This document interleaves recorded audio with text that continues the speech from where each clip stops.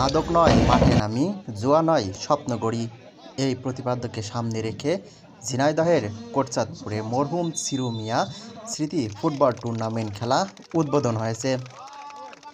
বিকালে কোটচাঁদপুর সরকারি পাইলট মাধ্যমিক বিদ্যালয় মাঠে নাটোর ফুটবল একাদশ বনাম সাতক্ষীরা ফুটবল একাদশ অংশগ্রহণ করেন।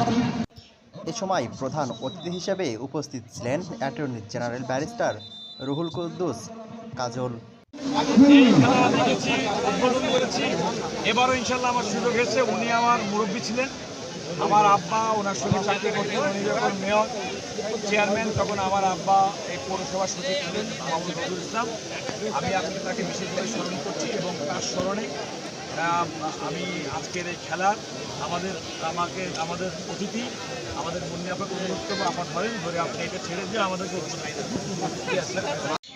এছাড়াও বিশেষ অতিথি হিসেবে আরও উপস্থিত ছিলেন সংসদ সদস্য ঝিনাইদহ ৩-এর অ্যাডভোকেট ফাহিমা নাসরিন মুন্নি, কোটচাঁদপুর উপজেলা বিএনপি সভাপতি আব্দুর রাজ্জাক, সাধারণ সম্পাদক লিয়াকত আলী, মহেশপুর উপজেলা বিএনপি সভাপতি মেহেদি হাসান রনি এবং পৌর বিএনপি সভাপতি SKM সালাউদ্দিন বুলবুল সিডর।